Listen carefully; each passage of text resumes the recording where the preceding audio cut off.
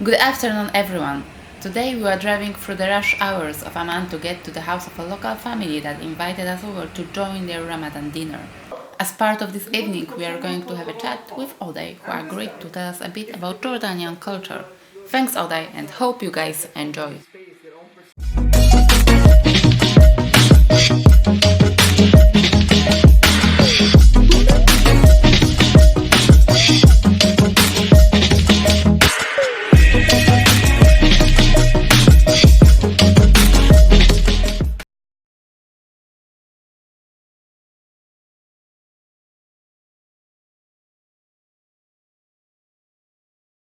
So, what could you tell us about the culture of Jordanian people that differs them from the rest of Arab cultural people? Okay, you have to understand something that this country is a new country as the meaning of Jordan. Our independence we had in 1924, which means like it's a really modern country. Like an older lady in the old house would be much more older than Jordan.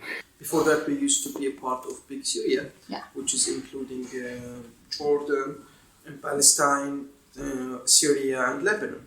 On the other hand, after the Arabic Revolution, they put us, they divided the countries in something called Psychispico. They built the new Middle East at that time. So they put Syria and Lebanon under French authorities. That's why Syrian and Lebanese people speak French as a second language. And they put Jordan and Palestine under English authorities. So we've been somehow again divided by the French people, and we speak English as second language. Then they had Jordan because of the conflict between Israeli and Palestine. And then the country itself, nobody wants to live in Jordan at the beginning, because it was desert. And nobody really cared about living there, only like the Bedouins people lived there. Otherwise, people live in the seaside, which is like near Palestine or Lebanon, or like in a much more green area, which is in Syria. So they really enjoy living there, never in Jordan. But due to the circumstances, they started to live in Jordan. So there was like a waves. But at that time, there was nothing called immigrant or a refugee. There was like a one country, like one people. They have the same culture, the same way of thinking, they share the same language, and some of the majority of them share the same religion. So there was no big differences. So due to like the wars between Arabs and Israelis, there was many refugees waves comes, or as we call them like immigrants waves. One starts in 1948, and then 1963, 1967, 1970, and 1973, and then 1990. 1990 just because of the conflict between Kuwait and Iraq, a lot of Palestinians flew to Jordan, and the others just because of the wars between Iraq and between Israelis and Arab world in general. So in my own point of view, I think there is a differences between the Bedouin culture and any other culture. Okay. But the Bedouin culture, it's not like something really just for Jordanians. It's something that we share with the Saudi Arabians, the real Bedouins. We share it with the Iraqians. We share it with the Syrians. In Lebanon, there's no desert in Lebanon. We share it with the Palestinians. We share it with Yemenis, with Qataris, with all of the people who live in the desert. We share it with Egyptian, with Sudanians people. So like there is so big differences between being a Bedouin guy, away from the things that you see it in Petra and Wadi Rum, because it's not truth, and the city guys, or the city, or the countrysides, or the farmers. We have a different culture. Majority of the people who came from Palestine, they are farmers, or like city living guys. So they have a different culture than us. As well, like the people, then after that they become a Jordanian, so they become like the same nationality. After that, I think there's Egyptians, there's Iraqians came, there's Syrians came, so we have another 9 million who just living in Jordan.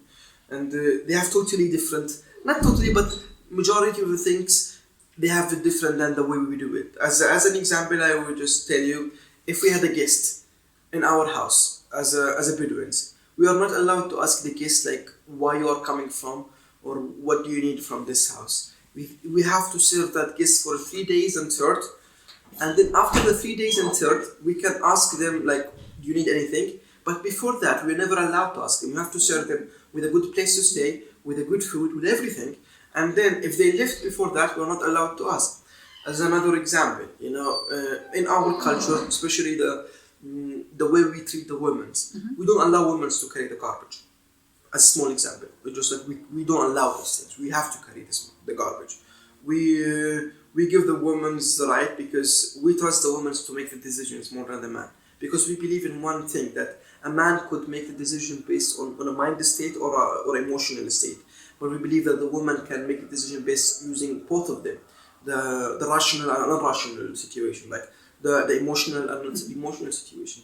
So we believe in the woman majority that more than the other side of the woman. So we're more generous, we're more hospitable, we are more we are willing to die for our honor, because our honor is really something important, and we have so much ego and dignity, which is different than the other cultures. But this is we are trying to let the other copy our culture, not we copying the others, because we think that this is the best culture or the best thing to be done for the community with it.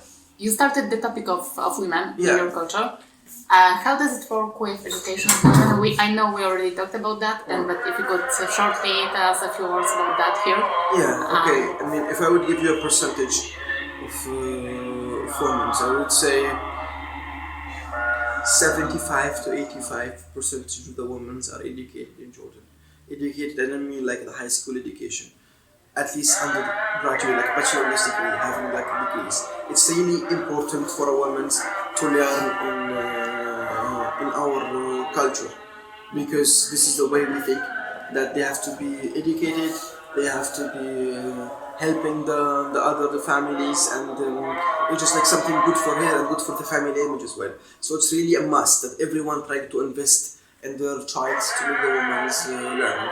And Jordan, by the way, has one of the highest percentage of educated people in one town compared to the people who's living in the town. And I would say like 50% or 45% of them are women, having like a PhD levels of studying. So it's super normal, and the unnormal thing is just like to let the girl leave the school early or whatever is that. We've been talking about covering the bodies, covering hair. What do you think about that? What's the reason for that? And why is it so important for people here to cover women's body? Okay. I don't know from where you bring the word called so important, because it's not so important for the women to be covered in our culture. I mean, that is the perspective that we have. Yeah, exactly. I think if you get the chance to see the two different sides of a man, you will understand that it's not really a necessary thing to do. If you're talking about historical reasons, before 1990, if you checked any photos from Jordanian universities or like Jordanian newspapers, it was the most awkward thing to see someone's covered. Okay. But then after 1990, with the wave of like people comes from Kuwait to Jordan, they're more restricted about religious topics. People they started that you are not really Muslims unless they cover. And that's why you see Jordanian women that covered their hair, but they're still so proud about their bodies. So they wear tight jeans or whatever is that. So for them, it's not a religious matter. It's as much as it's a cultural matter. You just like to cover your hair. It's never a religious thing. It's never something that you have to do, you know. There is, to be super honest, you know, there is still some people who just like have less education, that they still believe that it's like something out of religion and you have to do this thing or whatever is that. But I would say like majority of the western side of a man, the people who just like being open and just traveled or like had a good education, it just like for them it's something not necessary, or it was never necessary. For the Bedouins, for us, it was never necessary in our culture until now. It just like it's just covered because protecting the head from the sun. This is the only reason. If you went to the museum in the Roman theater for the cultural and the traditional museum, you can see the women's their hair just getting out, but they still covered just because of the sun thing. So for us, it was never for a religion reason. And I would say for 75% of Jordanian, just more about tradition. The one who wears the hijab thing. Okay.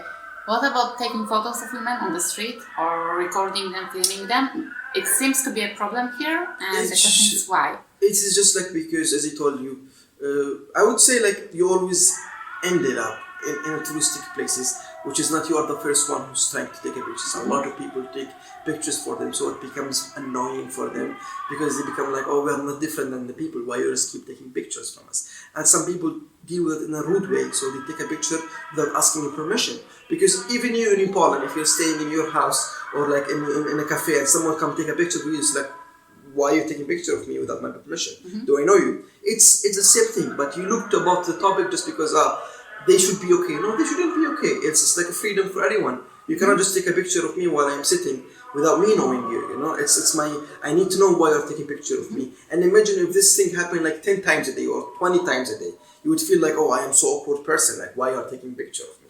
I am not like a zoo, I'm not an animal in a zoo, you know? And this is like, some people are rude. They take a pictures without even asking permission. And I think that's totally wrong. I mean, I would never do it by myself. And I would never allow even anyone to take a picture for me without asking my permission. So I don't think it's something has to do with the culture as much as it has to do with the human.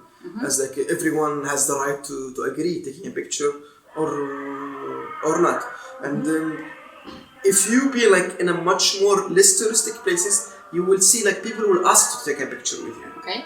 Actually, we've noticed a difference between the behavior of men and women. Yeah. Because men are actually open to pictures and they're really open to actually talk to you, Yeah. while women tend to actually cover themselves and Hide. They don't hide. want to. Yeah. I totally agree with that. It just because I think they are less open-minded than the man. They are a little bit shy. I think the privilege you get it because of the culture. I mean, I'm not saying that our culture is like the most idealistic culture ever. I think in we having like problems in terms of like the treating between a man and a woman in the culture. There is a more window for a man than the woman in some topics. Let's say the biggest taboo topic. I don't know if it's proper to talk about like sex before marriage things. If a man do it, he's Don Juan. He can do whatever he wants. He's so proud about it, and then everyone say, like, "Oh, you're so good person." But if a woman do it, everyone starts to call her like kurva or hooker or whatever. So this is some weakness point in our society or in our culture, and as well it just like women in our culture are so much protected from the man and very protective. So they're always. I think they enjoy being protected from the man. They enjoy like man do everything for them. They pay for the rent. They do whatever they have to do for them. So they just isolate themselves from being around, just to be around only their family or their beloved ones. Okay. This is the only reason. Okay. We've been talking to a guy who actually told us something like, if somebody tried to take a photo of my wife, I would definitely fight him. I would do, mom. He has his own right to do whatever he wants. But that does not influence the culture. Because if someone come and take a picture of my grandchild or my girlfriend or my wife without my permission, I would fight for that. Okay. If I come and take a picture out of nowhere for you, everyone will be angry for that. Ask her permission. If she agrees and then she asks, first of all, she had to agree, not me. You know, I have no control in whatever she wants to. But like, if she agrees and it's a proper picture, then why not? But if she don't and you just take the picture, no, I will smash your head. You know, I'm willing to die for my girls, and my girls could be like my wife, my mother, my daughter, whatever is that. This is our honor thing.